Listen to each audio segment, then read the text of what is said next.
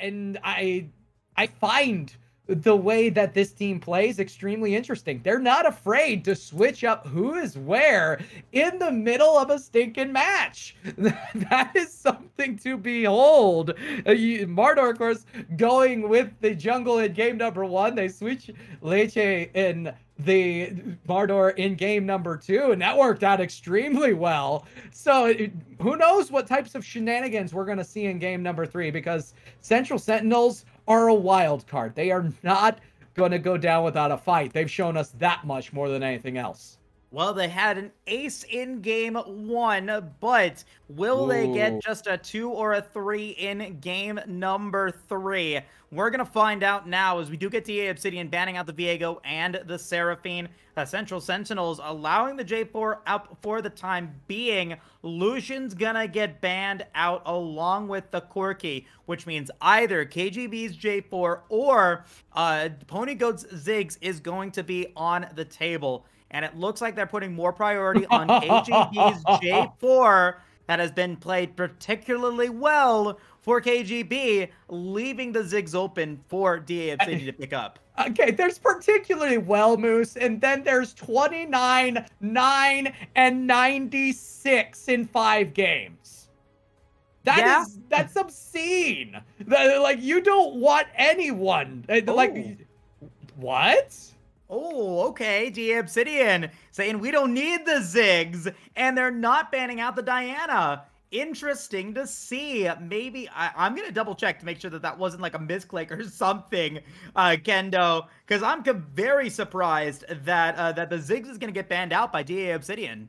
I am as well. I thought maybe, just maybe, we may see a Ponygoat Ziggs here early, and lo and behold, what else would you expect? Diana doesn't get banned. Diana immediately going to be made the centerfold of this Central Sentinels build in the game number 3. So where do DA Obsidian go to counter the Diana is my next question.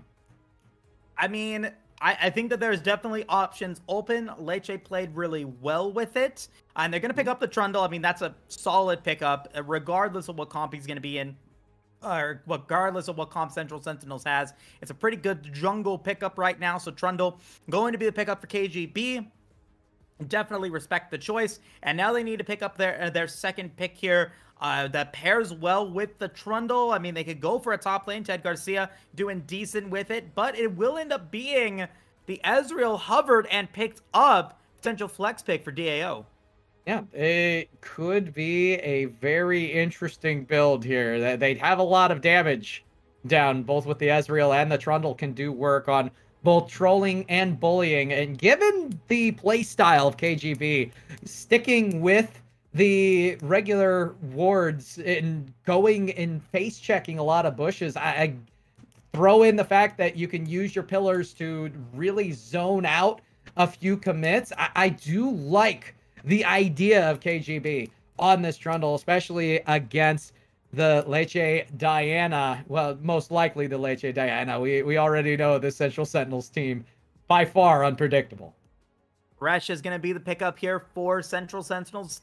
Pick number 2. Primus played really well, not only as the hook champion on the Nautilus, but also played well as the Thresh in game 1. Had it banned out against him in game 2, so now he's going to have it available. There's going to be a potential comfort pick that is there, and DA Obsidian's going to respond with the Braum. So it's a Braum Ezreal against a Thresh Jhin. Now, I wasn't too impressed with the play out of Central Sentinels Jhin in game number 1. We'll see if that's different here in game 2, but I'm not convinced yet, Kendo. Yeah, there was just not enough damage in the comp altogether, and you found Fiendfire's Jhin being zoned out of a lot of those team fights, not able to put on enough damage, let alone be completely involved in those fights. As far as auto attacks went, the ults were always there. The ults were actually pretty on point. They just did not see enough damage come through. We are going to see the Malzahar ban, as well as the Vel'Koz ban coming out of Central Sentinels. And where do they go from here? The mid lane bans, I imagine, are going to be a big thing. I don't think we're going to see an Aurelia ban outside of maybe just understand choosing to go for a counter pick. Maybe. I'm not sure, but it's the Yasuo that's going to Ooh. get taken away from the mid lane here. DA Obsidian, I don't know if maybe that was just a pickup against Mardor, but they do leave a couple of other options that could be available opening. Tryndamere getting hovered as the last ban, but Void, I think, is the target, and Nico is the hover now. We saw it banned in game 1, and it will be banned in game number 3. I was almost insulted. Who bans Tryndamere anymore? I mean, why? Why? Who would do that? You'd do that, wouldn't you, Moose? I would never do that. I would never ban out a Tryndamere. I mean, I feel pretty good about a Tryndamere, and DA Obsidian feels pretty good about Syndra. They are looking to go for the counter pick in the top lane for Ted Garcia. Yes, they are. And this is going to be very interesting here towards the end. Vigar into the Syndra potentially. That is a hover.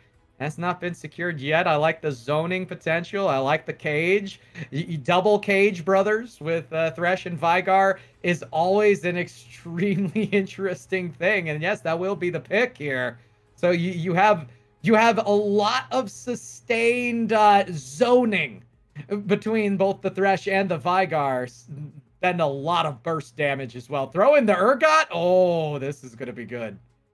Well, if they do decide to go with the Urgot, Central Sentinels does not have a lot of frontline available, and they will go with the Urgot. You've got an Assassin Diana, you've got a semi-tanky Thresh, and then a Bruiser Urgot, no pure tank for Trundle to use in his, or for his Subjugate. And so kind of countering that a little bit, but with no frontline available, this is going to be, I think, a tough matchup for this Jhin moving into the team fight phase. And on top of that, you got Ted Garcia picking up the Mordekaiser. Now, this is a champion that has extremely high priority here in the Light League. One of the most picked or most banned champions on the Rift. The most banned champion, banned 20 times in the first 4 weeks. Yet, here we are, DA Obsidian able to pick him up last. So, it's a go figure moment. That being said, the Mordekaiser to counter the Urgot, I really like the move right there. Mordekaiser is just going to be able to bonk the Urgot down for the most part, and then take the Urgot completely out of the play. Granted, you could also be taking the Jhin completely out of the play, but if we base things off of what we saw in game number 1, there may not be a Jhin to take out of the play for the Mordekaiser. So it's going to really be up to Fiendfire to put herself into a spot where she is able to add more influence to this battle. You're going to have plenty of time to take shots with the Thresh cage, with the Vigar cage. You're just going to have to do it.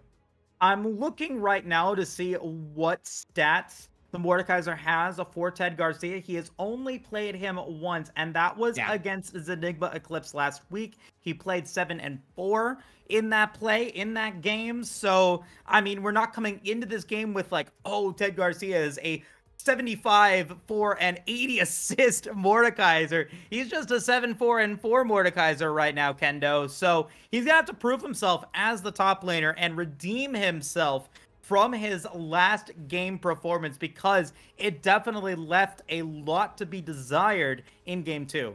That being said, Mordekaiser not a tank that Ted Garcia is unfamiliar with. In fact, the second most picked tank for Ted Garcia in his own solo play, or in the flex picks in the ranked play. So when playing outside of this league play, Mordekaiser, no stranger. That being said, Ted Garcia always seems to like champions with dashes, so this is by no means that.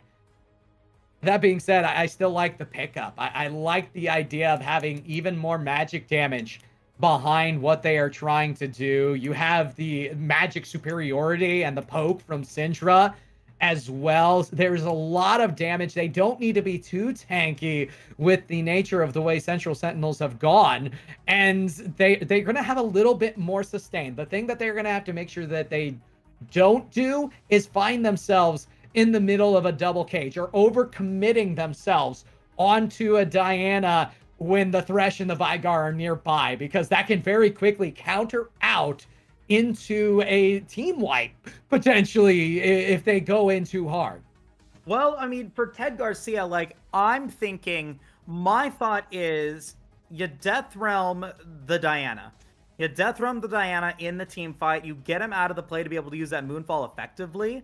And now your Wombo combo, the big damage that Diana can potentially get if you get a good box, if you get a good Event Horizon from the Vigar and the Thresh, is no longer going to be available. And I don't know if they have the ability to time the Primordial Burst into the Fear Beyond Death for the Vigar and the Urgot to be able to get that Fear combo in. Because what happens if, you know, the Urgot, Fear Beyond Death's the same target that the Vigar does the Primordial Burst? Now you don't get that extra Fear. You don't get that suppression into that kill. And with the Diana not there, there's no front line to keep the Jhin safe. Yes, the Thresh could potentially go for a little bit of peeling. I think that, I mean, the Mordekaiser is a decent pickup. I'm not convinced that it's going to be the right pickup. I'm not convinced that it's going to be the right play until we get into the game and we see it perform well. Well, why don't we get into the game, right? I do believe we are getting all set up, and it's maybe that time to mention AM Grind one more time again, folks. I wanted to say it gets sourced from all over, worldwide, organic sourcing on a regular basis. So definitely check out AM Grind, the AM Grind Coffee Company, and use that code XLNC in order to get 10% off. You won't regret it. It'll keep you up late, unless of course you want decaf, at which point the decaf's pretty stinking good too. There you go, Kendo. Shout out to AM Grind, XLNC Light League action. We've got a very exciting game number 3 coming your way, folks, and we'll be back in just a minute to get that game started, so stay tuned.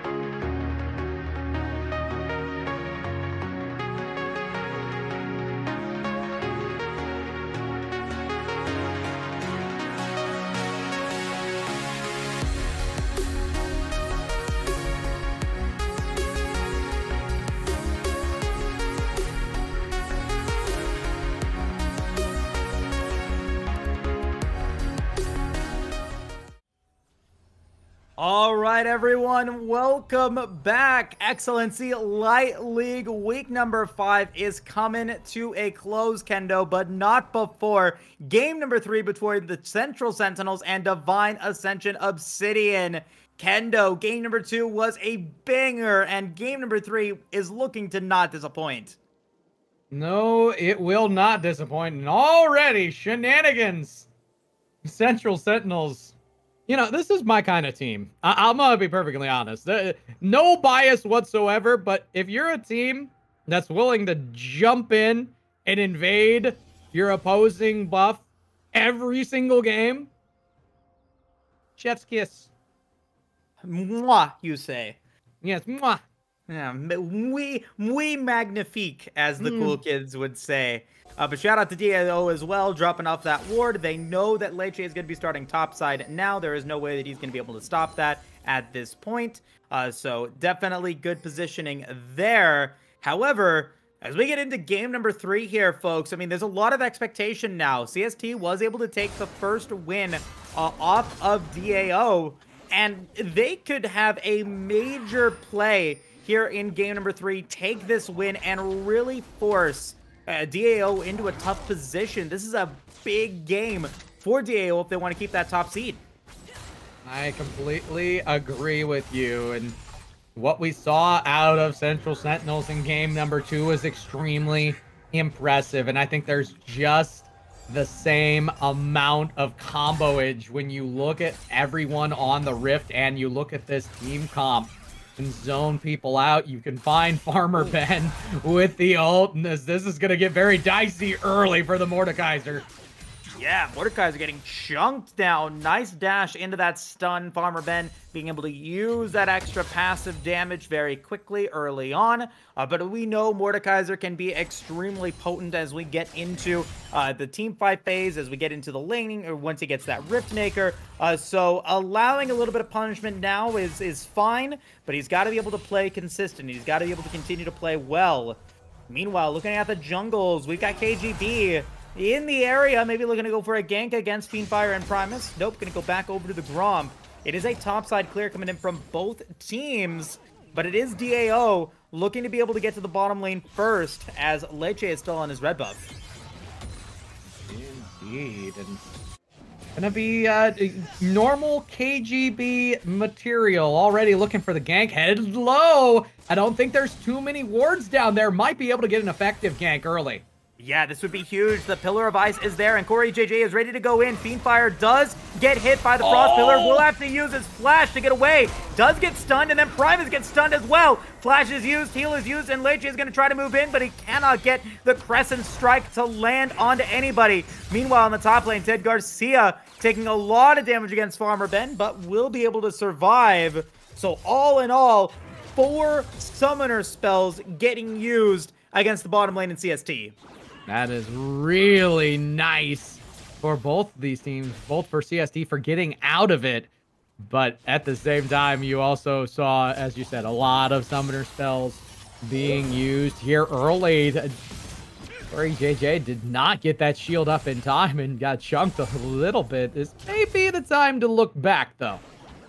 Yeah, I mean, you do have the lane push forward, so you should be okay. Dragon spawning in about 50 seconds. Inferno Drake is now online, but KGB is looking to be able to get another flash maybe onto Mardor, and the Event Horizon will get used into the stun. KGB taking a lot of damage, but will be able to survive. Farmer Ben against Ted Garcia. Ted Garcia is now extremely low, less than 100 HP. The flash is going to get used by both teams, and it's first blood towards Farmer Ben and the Central Sentinels. Wow, it must not have had the ability to transform the shield because that secondary bar was looking mighty thick. I thought that the Mordekaiser would be able to stay in it, but I was proven wrong.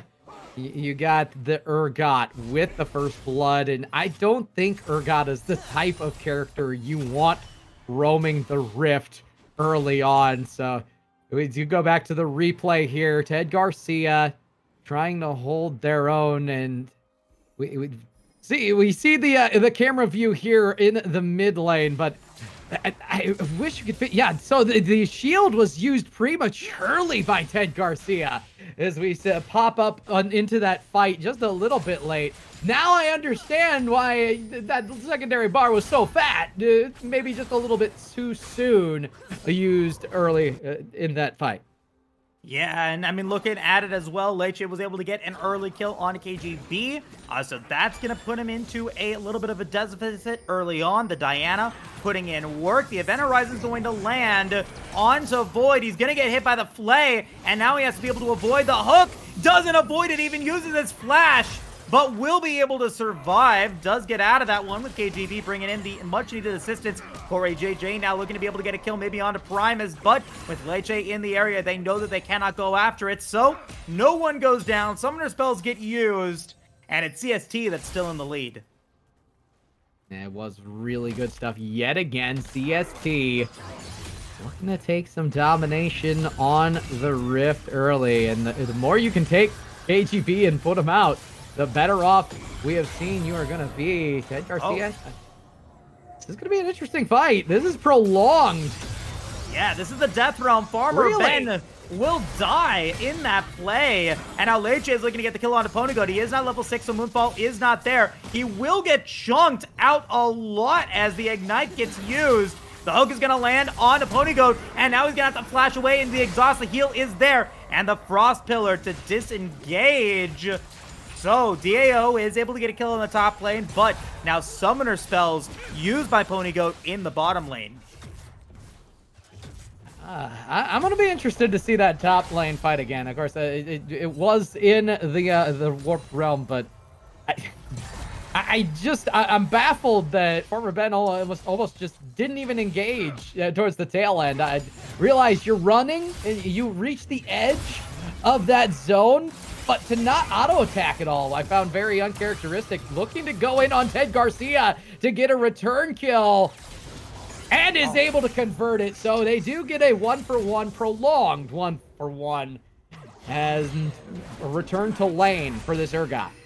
KGB now in the area. Mardor does not have flash, and will use the Primordial Burst against Void. Will die. Leche is level 6. Moonfall can be used against KGB if she wants to, but decides to just let the kill go in.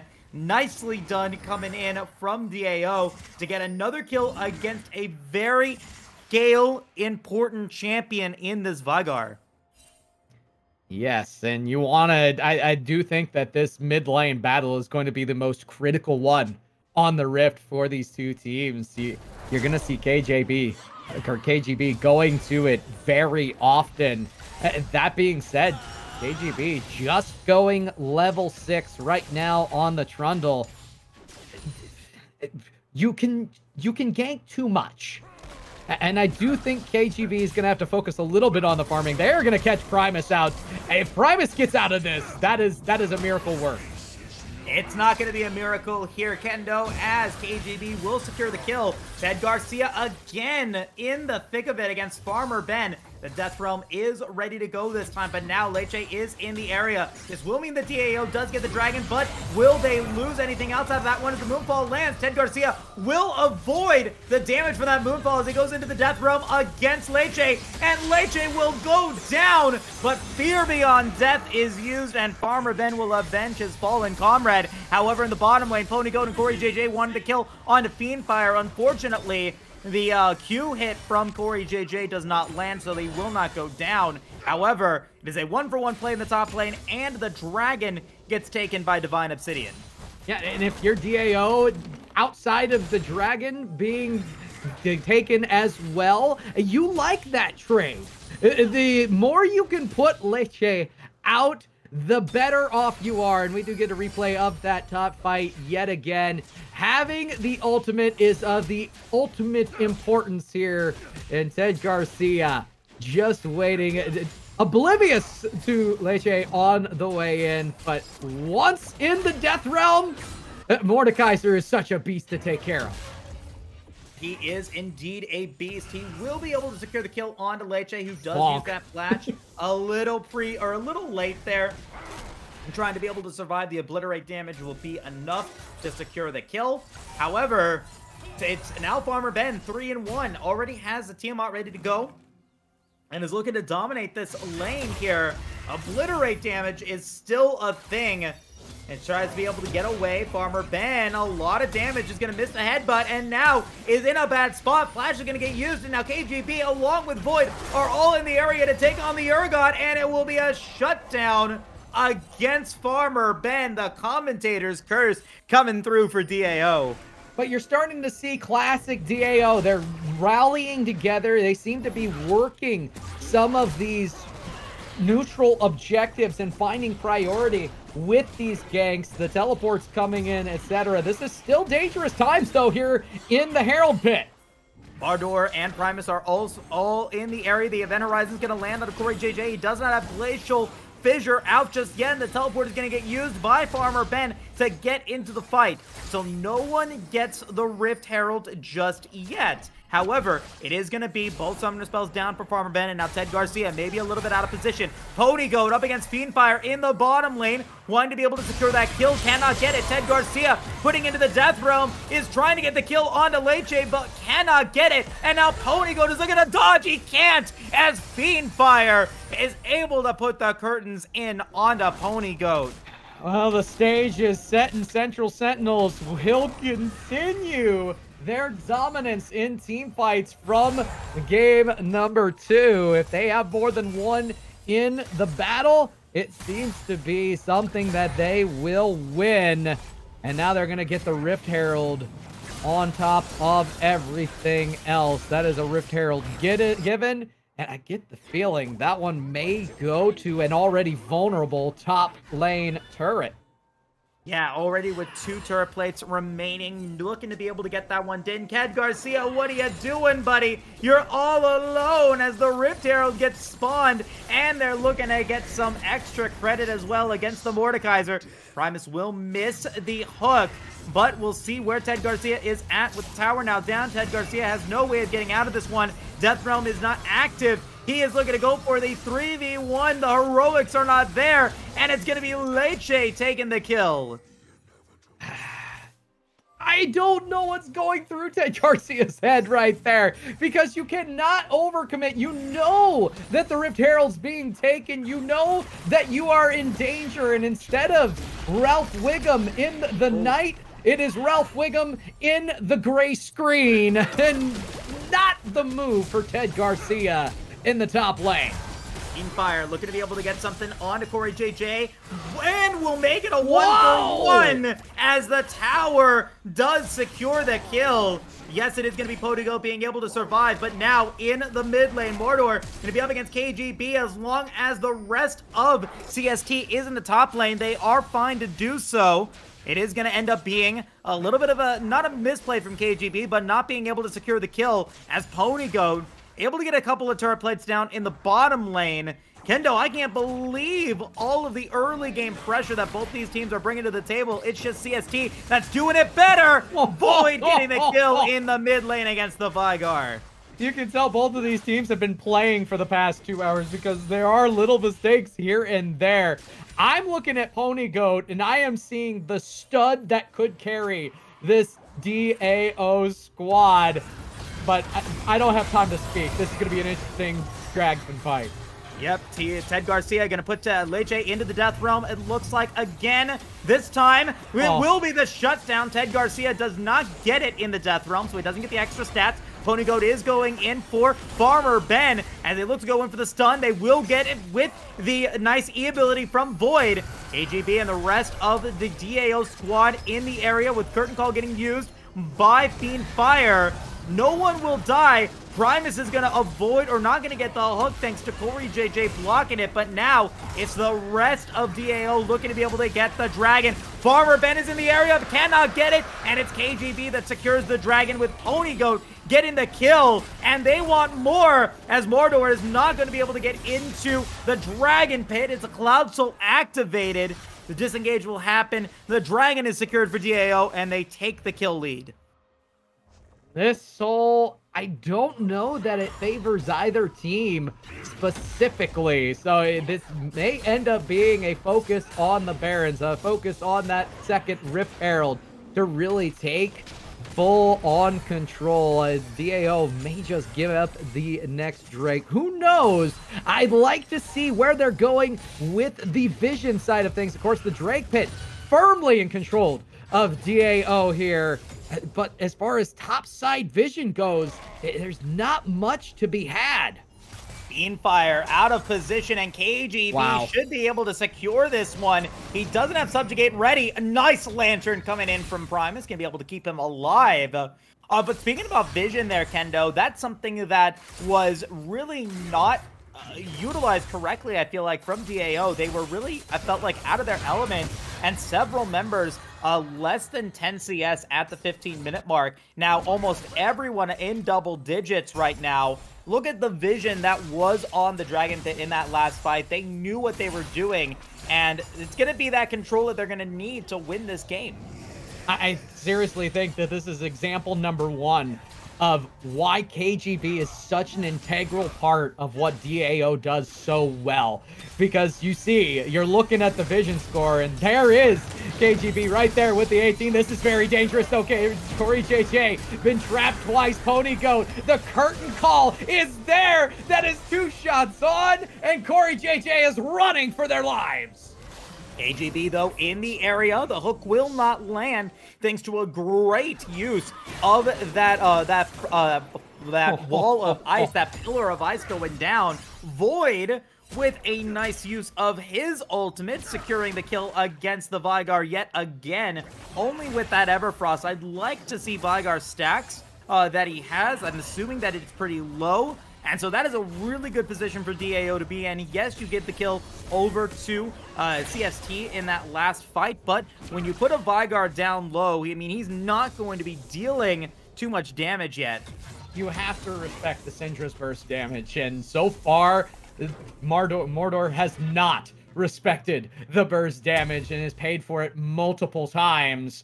The 3 deaths so far, still winning in CS, but that lead is not going to go anywhere very fast as Void continuing to further the pressure in the mid lane.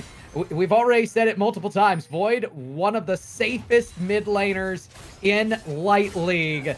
2-0-3. Does not die easily. Rift Herald spawning or in less than a minute, but with Baron spawning in 2, maybe no one's going to be able to go for it. Does look like DAO is looking to try to make a play here in the top lane. This could be a very strong 3v3, depending on who gets the engagement first. Ted Garcia does have the Death Realm ready to go, and he will get hooked and decides to go for the Death Realm on to Leche. Will be able to go in for the 1v1, but he's not going to be able to get up as Ted Garcia will go down to Farmer Ben. It is going to be Void going on a killing spree in the mid lane with Mordor going down. That Vygar pick is not working out, and no one taking the Baron.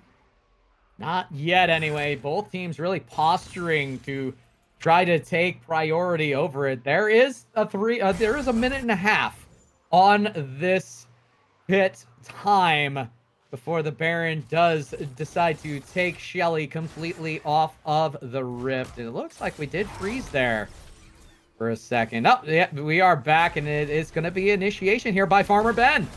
They are going to be able to go for the Rift Herald, but now in the mid lane, if Ponygo's getting a lot of damage onto Leche, as the hook does not land from Primus, they will be able to get the tower down, and now looking to be able to go down to the bottom lane to pick up the next dragon that's spawning in 30 seconds. That is potentially a win condition for DAO. It is a Cloud Soul, not the most powerful soul, but a soul nonetheless. As the rest of CST is going for the Rift Herald. Ted Garcia is in the top lane with TP along with Farmer Ben, but it's DAO with vision control and map control here in the bottom lane. Looking to be able to go for another tower and then potentially convert that into a dragon play.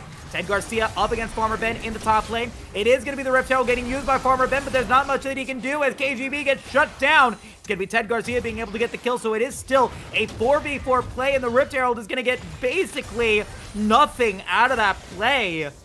Now looking to be able to maybe go for the dragon. Leche does have the smite advantage and is looking to pursue even further. Corey JJ and Void now in a potentially bad area. Ted Garcia will go in for the teleport, but the disengage from CST means that no one else goes down. No one gets the dragon yet.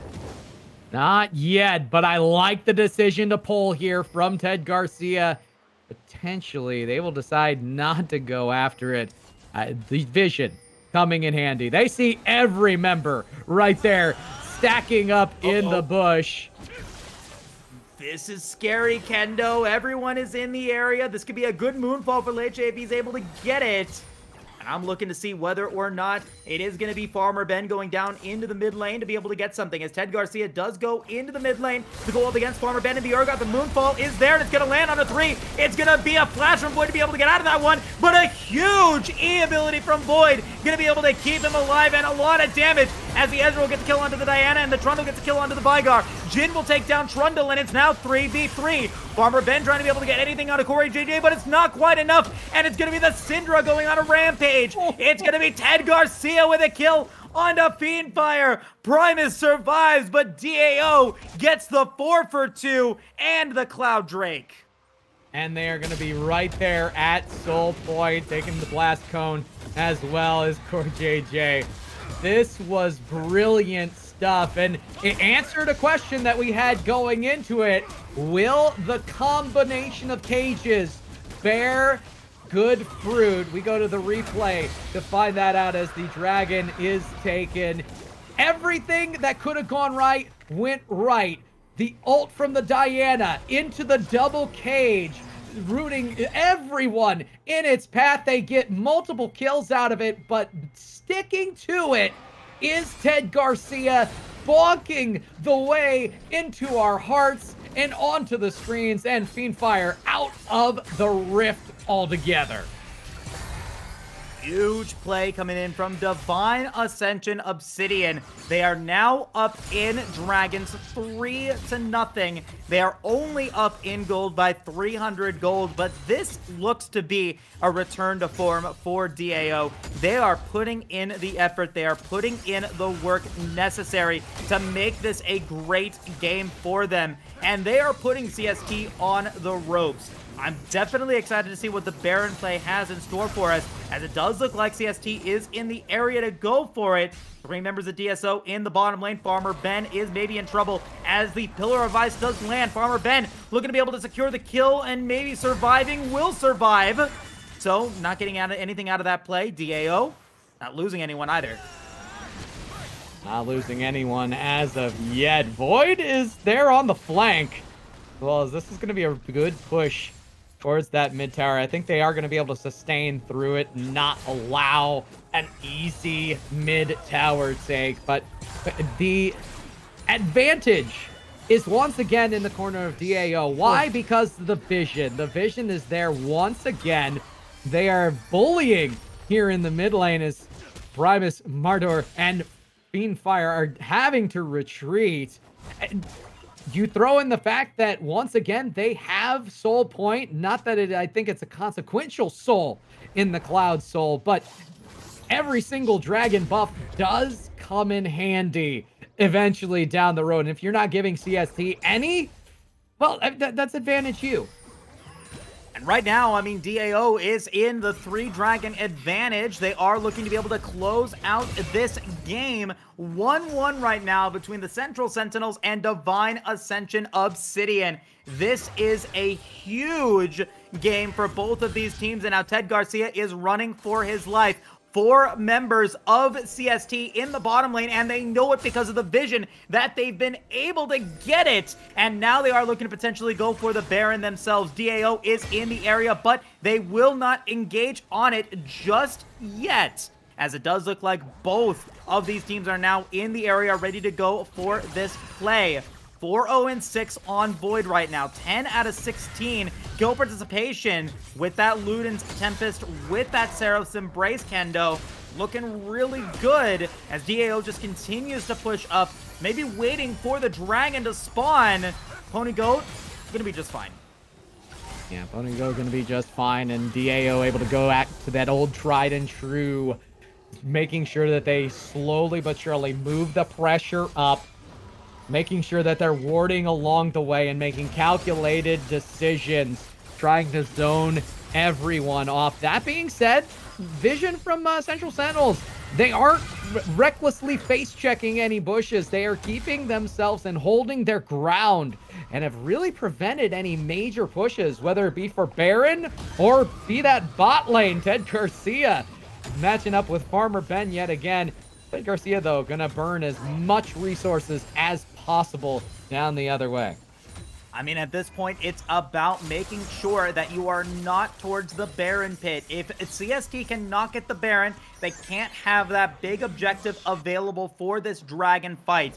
And at this point, DAO needs to be going for the Cloud Soul. They know that that is something that they can get, and it's something that they are looking to get in the next minute. Not only does the Cloud Soul provide them with a little extra movement speed and the ability haste, but then also the movement speed outside of the actual ultimate when it's used. That extra movement speed is repositioning for Corey JJ, for Ponygo, for Void. That could give them the opportunity to be able to have a great fight and put themselves into prime position to finish the job. However, CST, they are still in it gold-wise, only behind by about 1,000 gold, Kendo. And it does look like we are about to get into another potential team fight here. I'm going to keep it going. We're going to see whether or not DAO is able to get this one in. As Mardor, Farmer Ben, and Primus almost getting taken out by that Frost Pillar, the dragon is now spawned. They do have very good counter vision, though, so you're going to see the engages in both sides. The engage is going to tell the story of this team fight. We'll see how it goes.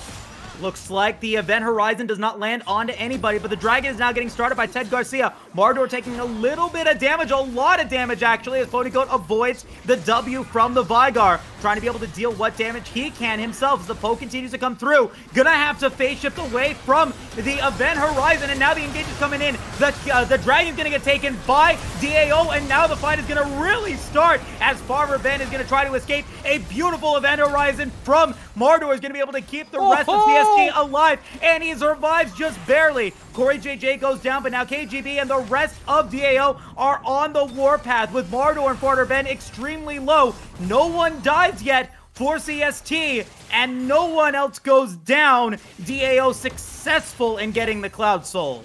I'm going to say CST was successful in at least contesting it safely. The utilization of the event horizon as well as the extra cage coming in from the thresh. You gotta love the fact that they were able to get out despite being so low. They still are going to have to hold strong here on this current. One will go down. They look to trap out Ted Garcia, but it's not going to be enough damage.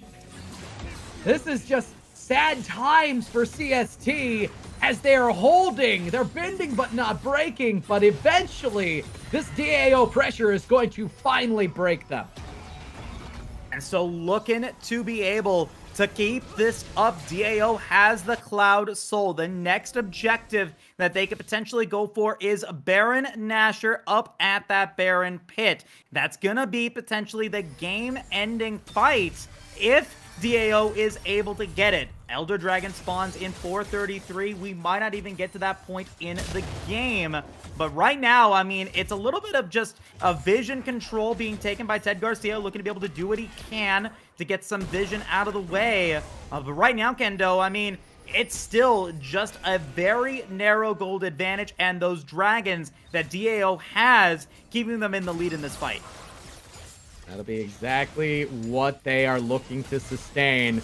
Corey JJ may get caught out here, but will choose to retreat. Once again, the vision, very handy.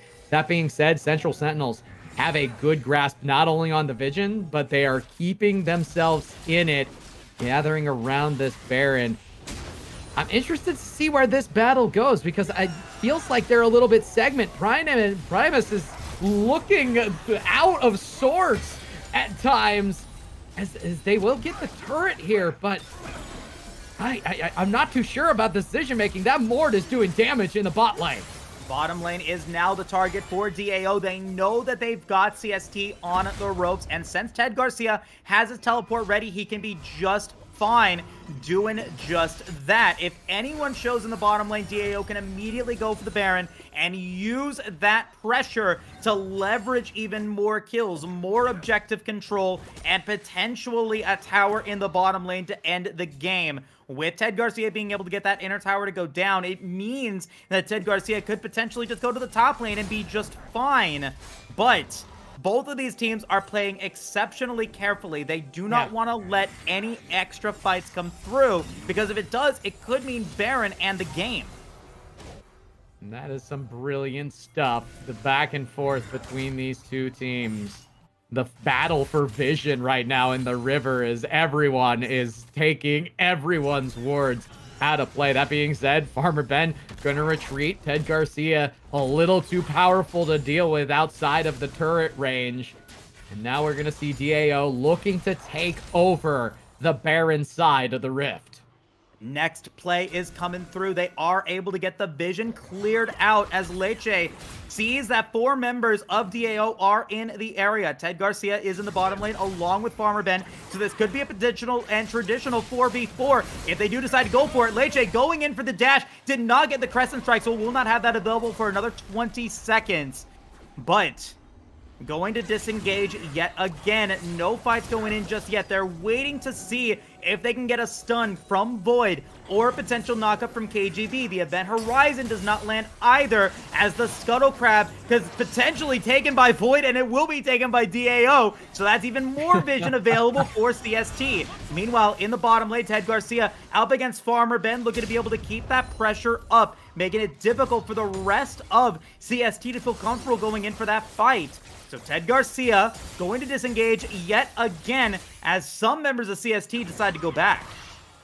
Yeah, and at this point, oh my god, it's a stun, and it's a primordial burst onto Void. Leche should go down, so it is a 1-for-1 with Farmer Ben now in the area. KGB will be able to get out of the Event Horizon, but now it's going to be a lot of damage on Opponent Goat as he goes in. The Fear Beyond Death will land, and it's into KGB, who will flee away. He will go down as well as he goes into the Death Realm. Mardar will go golden against Ted Garcia in that area and will flash away. It's Corey JJ, Ted Garcia against 4 members of CST in a disastrous team fight for DAO. Disastrous, but they need to make sure they don't segment themselves out. It'll be the Event Horizon coming out, and Ted Garcia, right in the middle of it all, will pop the... Oh my, this is going to continue forward. How is Corey JJ still alive? Ted Garcia going to take Feedfire out. Void will come in at the last moment. They are going to secure position. Oh my god! Here. What a play! With the kill! Oh my god, Kendo! Ah! This is craziness! This is craziness coming in from DAO and CST. What a play from Ted Garcia and Corey JJ to be able to get those kills on Fiendfire and Primus. Huge opportunity now for DAO to end the job here at the Elder Drake. They are now looking to be able to get this Elder Dragon and secure the win. Leche is in the area, so they gotta be careful. He does have flash, and he could potentially smite steal it into a big victory. Will he be able to get it? The Moonfall's gonna come through, but it's not gonna deal enough damage, and it will be the DAO squad taking the Elder Dragon, taking down Leche, and that is a huge play for Divine Ascension. It looks like they may be going Baron. They're gonna double up the buffs on this. You know you have 34 seconds of no Leche. So this is prime opportunity for DAO to take a big chunk. A fatal smash towards the end of this game. And they have set it up. Small little wins, small little victories have won them the day thus far. And they are continuing with that game plan, now up 7,000 gold. Man, as we get into that, Kendo, I want to take a look at that fight yet again. I think we've still got it on replay. Kendo, I mean, amazing play from Ted Garcia and Corey JJ. The fact that Ted Garcia was able to survive, getting that obliterate damage onto Fiendfire and Mardor is huge to be able to get them going. And then Void coming in with that huge teleport, being able to get the damage onto the Vigar, onto the Thresh, making it difficult as we do get a fight in the live action coming in. A lot of damage onto Farmer Ben as Void goes onto a killing spree. CST loses their top laner and now potentially could lose the game in this 4v5 push. Ponygoat was showing us in the chat that it is all bees coming into this game as they are angry for losing their perfect streak and they're looking to finish the job here in the next couple of seconds, Kendo. But they're not doing it by losing their head. They're doing it with solid play. Playing around each other, keeping the team together. That is going to be a huge bolt coming from the Vigar. We'll take one. Now can they take... might be next. Can they take any more is the question, though. Farmer Ben is down for another 10 seconds, but Ponygoat was the target, and he does die in that mid lane push. It is a 4v4 with tower going down in the mid lane. The inhibitor should be next in the bottom lane, as Ted Garcia is able to pick that one up. Farmer Ben is back online, so it is a 5v4 as Ted Garcia looks to be able to use the Elder Drake buff to his best advantage. Does he survive, though, to be able to get the kills onto the Elder Drake? No, he doesn't, as Farmer Ben is able to survive. KGB and the rest of DAO has to retreat as CST survives the push. Really good job by CST to at least survive the push. They still have a chance, but that Baron buff still has a minute left and 3 recipients to continue to push a 2 inhibitor-less defense from CST. This is going to get bad. It's going to get bad fast. And with the way that DAO have just been slowly but surely taking neutral objectives, I get the feeling that this was the fatal blow. Outside of, once again, monumental intervention, divine intervention even, CST is just biding their time before the fatal strike. Now, to be fair, they are only behind by 5,000 gold 36 minutes into this game. Like, that is not a massive deficit. Leche is still in the lead. 13,000 gold on that team is going to be enough for 3rd place in terms of gold in this game, with only Ponygoat and Ted Garcia in the advantage there. But as we get to this point in the contest, full builds now start to become an option for a lot of these players. The Angry Bees from Ponygoat is coming out, but we've almost got full build coming in from Ted Garcia, as the Demonic Embrace, has the Riftmaker, has the Spirit Visage into the Zhonya's Hourglass. Void 7-1 and 7 with a Rabadon's Death Cap, a Seraph's Embrace, and that Luden's Tempest is going to be dealing a lot of damage herself. But now Ted Garcia is going to be in trouble in the mid lane as they look to go in for the 4v1 against the Mordekaiser. He will have to flash away, and now moving into the top lane, Farmer Ben is all alone, and they turn it around as Void goes onto a rampage. Ponygoat takes a lot of damage from the turret, but will be alive as Primus goes in for the hook onto the Braum. The Event Horizon is going to land on a 2, and it's going to be KGB and Gory JJ surviving that with their magic resistance. Mardor trying to do what he can with the extra AP that he has in this game. KGB again going to get hit by the Event Horizon, but no one of major value is going to get hit by it as the rest of DAO looks to be able to continue to push forward. 2 inhibitors are down, and it's now just 1 inhibitor tower in the top game that's keeping DAO from having full super minions spawning in all 3 lanes. Primus not going to get that hook as Ted Garcia will be on the Event Horizon and will be just fine. Meanwhile, the rest of DAO is looking to go in for that top tier 3 tower, and they will get the inhibitor tower to go down. The hook from Primus again will not land, and it is a 4v4 for another 6 seconds with Ponygoat trying to be able to come back. It is now a 5v4, pardon me, as they look to be able to potentially finish this game. They do not, and again, CST is able to survive. They are able to survive just for a little bit longer, though. You know that the super minions are pushing. You know that everything is coming down to one final stand, and leave it to DAO choosing to retreat for now. Make sure that they have the fatal push by gathering themselves for both the Elder and or the Baron.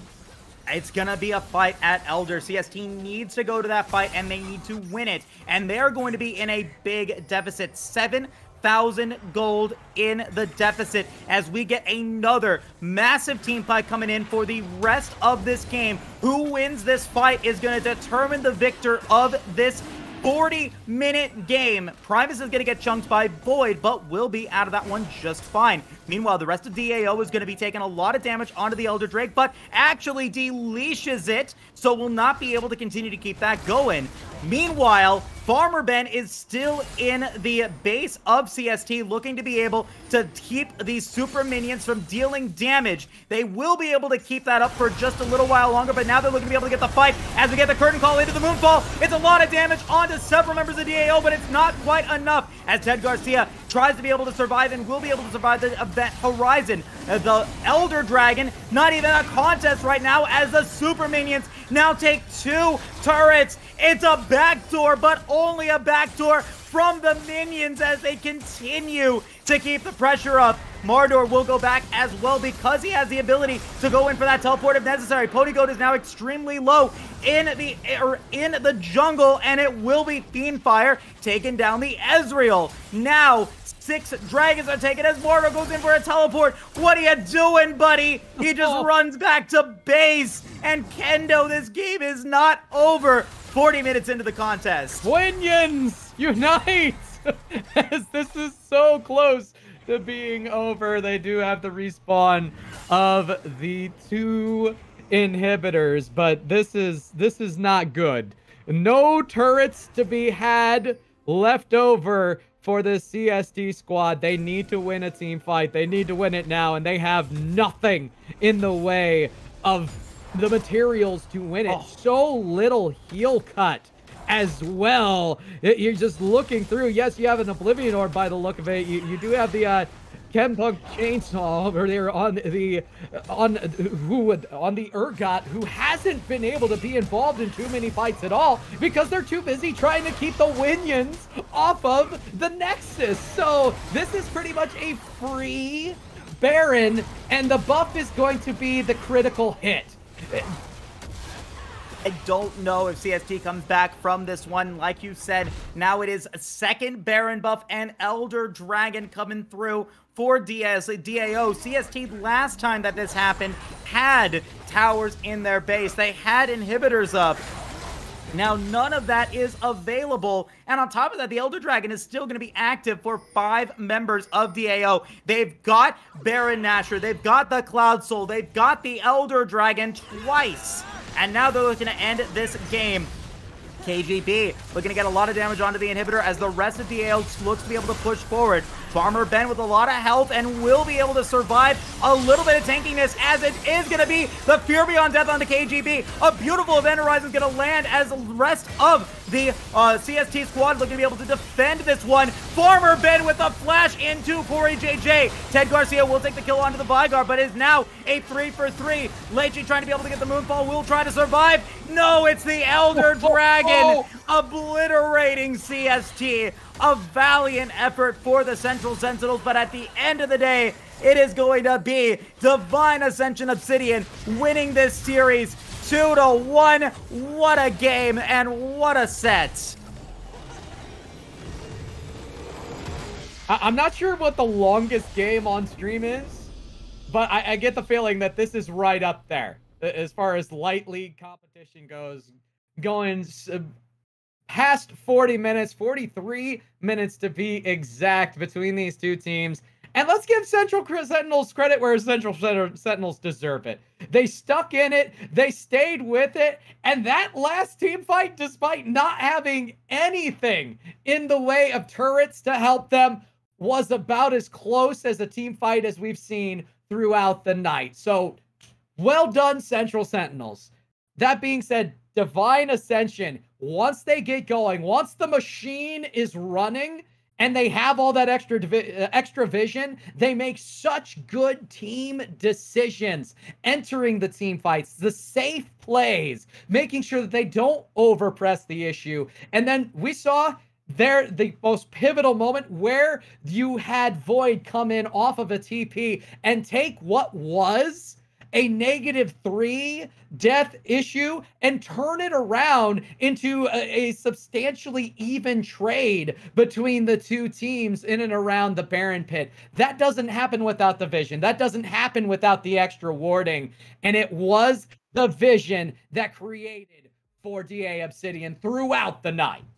Man, what a game, what a show coming in between Central Sentinels and DAO. I mean, that was a really fun series, and not the series that I expected. I thought that it was going to be a 3-0 game. I thought it was going to be a 3-0 victory for Divine Ascension. They dropped their first game in the Light League against CST. And so, yes, they do win the block. Yes, they win it 2-1. But at the end of the day, you know, having that loss on their form definitely shows that they are human, that they're not perfect. And now moving into their harder matches in weeks 6 through 9, Kendo, the race for the first and second seed is wide open. That race is wide open. Let's talk about the race for the playoff bubble, because Central Sentinels taking a game here, I thought I was thinking, oh, well, maybe this is the sheep in wolf's clothing. I think those were the exact words you used in your notes.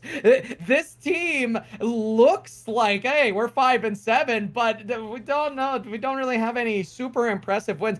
I think that one win and how competitive they were against DA Obsidian is an impressive showing for this team. They've shown us that not only can they be extreme wild cards, floating all of their members into every which role, doesn't matter. They will put whoever they want. They're the Mundos of the Rift when it comes to positioning and running characters outside of their normal bounds. So they don't care. This Central Sentinels team will do what they please. And they showed us something here today. That 5-7 is by no means a fluke, and they have a sure foothold. You're going to have to beat them to get into the playoffs.